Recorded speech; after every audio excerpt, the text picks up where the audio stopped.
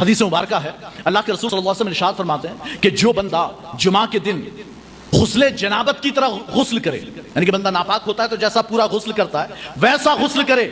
جنابت کے غسل کی طرح غسل کرے، پھر خوشبو لگائے، سر میں تیل لگائے،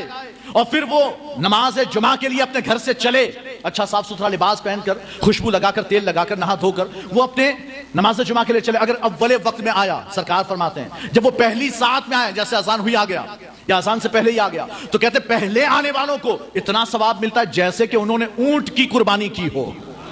اور پھر اس کے بعد آنے والے کہتے ہیں انہیں اتنا ثواب ملتا ہے کہ قربانی کی ہو، پھر اس کے بعد آنے والے کہتے ہیں انہیں اتنا ثواب ملتا ہے جیسے سینگ والے مینڈھے کی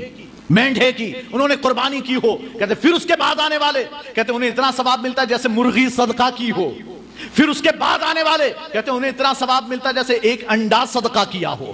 ایک انڈا صدقہ کیا ہو۔ پھر سرکار فرماتے ہیں پھر یہ ثواب تھوڑا تھوڑا جتنے بعد میں آتے جائیں گے تھوڑا تھوڑا ثواب کم ہوتا جائے گا، کم ہوتا جائے گا، کہتے ہیں یہاں تک کہ جب امام منبر پر خطبے کے لیے بیٹھ جائے تو پھر اس کے بعد یہ دروازوں پر جو فرشتے کھڑے ہیں آپ کو نظر نہیں آتے، لیکن آپ آئے نا تو فرشتوں کے درمیان سے ہو کر آئے ہیں، وہ رجسٹر لے کر کھڑے تھے کہ پہلے نمبر پر یہ آیا، دوسرے پر یہ، تیسرے پر یہ نام لکھتے جا رہے ہیں۔ کہتے ہیں سرکار فرماتے ہیں جیسے ہی امام خطبے کے لیے نکلتا ہے، وہ اپنی جگہ سے اٹھ کر جیسے ہی کھڑا ہوا منبر پر جانے کے لیے، سرکار فرماتے فرشتے اپنا رجسٹر بند کر کے خطبہ سننے کے لیے بیٹھ جاتے ہیں۔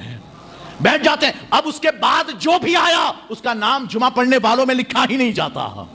جمعہ پڑھنے والوں میں اس کا نام لکھا ہی نہیں جاتا۔ آج ہماری کیا حالت ہے، ہمارا کیا حال ہے، ہم انتظار کر رہے ہوتے باہر کہ ابھی تو تقریر چل رہی ہوگی، ابھی تو خطبے کو دیر ہے، اور جب خطبہ شروع ہو جائے تب پھر لوگ دوڑتے ہوئے آ رہے ہیں، اور خطبہ چل رہا ہے تب وضو کر رہے ہیں۔